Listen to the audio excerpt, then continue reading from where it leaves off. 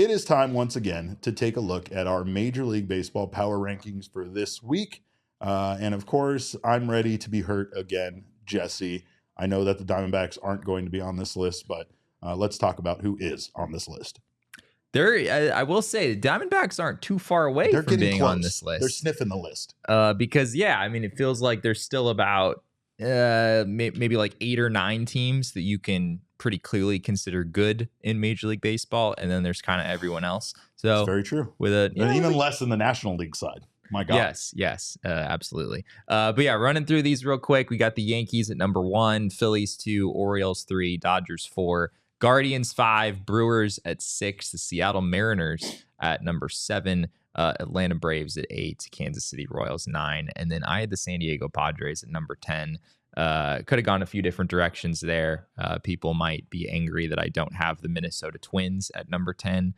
They are a few games over 500. The Padres just 1 game over 500 right now.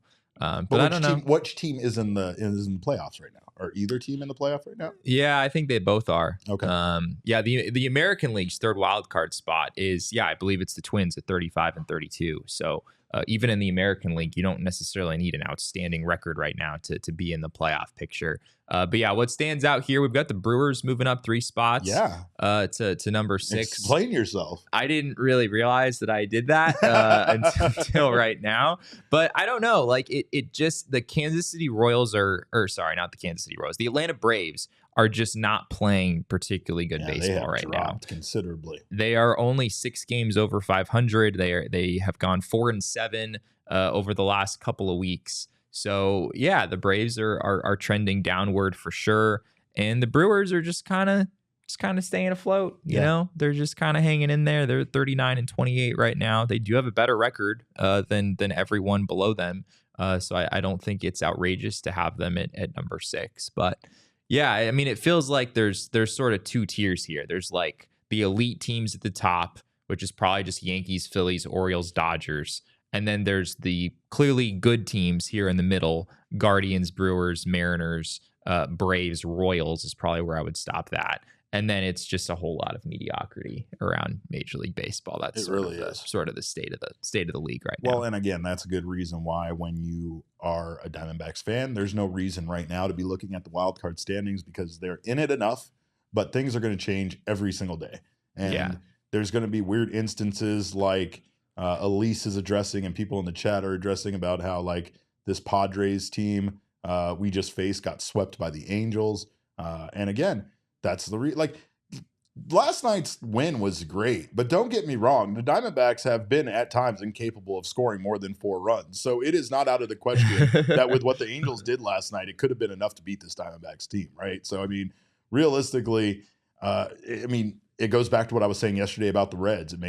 It's the reason why I'm so thankful the Diamondbacks caught them when they did, because you saw some Reds shortly after that beat some very, very good baseball teams and kind of rebound from where they were at least as playing as terrible baseball as they were when the Diamondbacks, faced them. The Reds have kind of come around. Yeah. And not only that, but they faced them at the right time, and they got the entire season out of the way at the right time. And yes, baseball is weird. Ryan, you're right. Elise, you're right. Baseball's just weird, and that's the way things happen. The Dodgers kind of beat the Yankees there in a marquee matchup, between those 2 teams. That was a fun series that I think a lot of people were into. We also had the London series that was split, that felt fairly meaningless in the grand scheme of things, but just because, especially the split, like it really does feel like that series just didn't even need to exist, and whatever. But it was great to see baseball obviously being played in London, and I know that that's definitely something that's catching on there. It's great to grow the game for a country that doesn't necessarily play it, but is growing in interest over there, right? But again, we would be probably in trouble with Shane if we don't talk about the Mariners. Yes, we would be in trouble with Shane. 39 and 30. They're 8-4 over their past 2 weeks, so they're not bad. Yeah, they're finally getting their run differential a little bit higher, still leading that division. Shane saw me making this graphic. Oh, he was furious. He wanted to be angry. Did you see that? Like, he was like, where do you have them? Where are they? Yeah. What are you doing with the Mariners logo?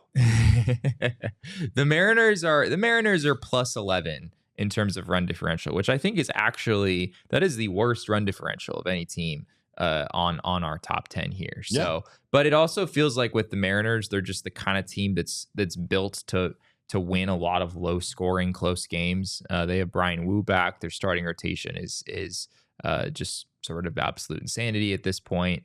The bullpen is very good as well, and they continue to not score all that many runs. Julio Rodriguez, for all we've talked about Corbin Carroll, like Julio Rodriguez's numbers are not that much better. No. I think he has an an OPS in the 660s right now.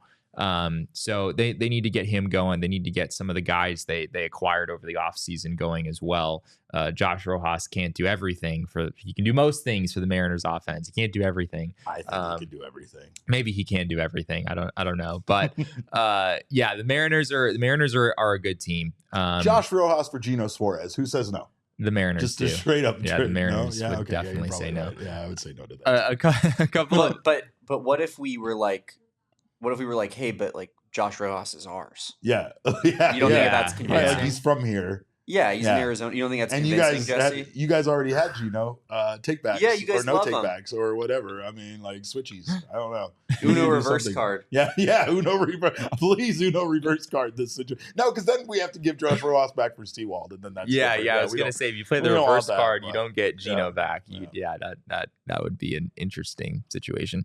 A couple of other things that stand out to me. The Yankees, we had them at number 1 again. I just wanted to say that Aaron Judge is in like Barry Bonds sort of range right now. Crazy.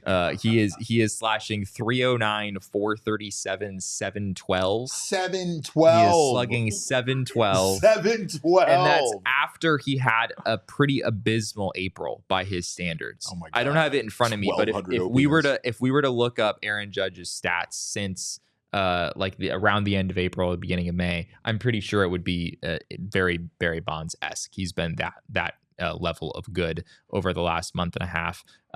Luis Heel, who Diamondbacks fans might remember, the Diamondbacks faced him in like the first week of the season, and he has gone on to just have an outrageously good season for them. A 2.04 ERA, 0.93 WHIP as a starter, a 137 opponent batting average, which like doesn't even feel possible. Be interesting to see how they approach him how they approach things with him moving forward. That given that his innings total is climbing, I think it's possible they move him to the bullpen or have to come up with some kind of a way to limit his innings down the stretch. That'll be interesting to follow. And then a Phillies storyline that stood out to me this week is that JT Realmuto is having surgery to repair a small tear in his right meniscus, and that is certainly a big loss for them. Sounds like something that he didn't necessarily need to have, but the Phillies decided to go for it. This allows him to use the All-Star break as part of his recovery, maybe be able to return immediately after the All-Star break. The Phillies are in such a good spot. I don't think you worry too much about them without Realmuto, but I worry about how Phillies fans are taking that fake Buster Only tweet from the other day.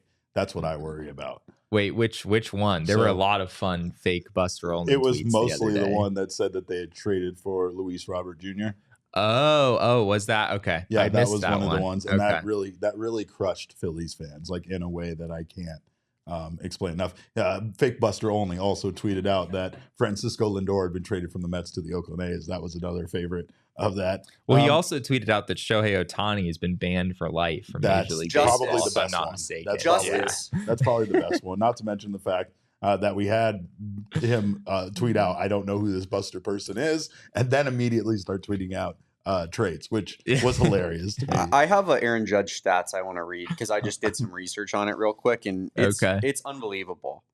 In the last 28 days, so that's 4 weeks, he has 110 plate appearances, and he's hitting 442 with a 555 on base percentage and a 1116 slug. 1116 slug, yeah. Wow. 1671 OPS.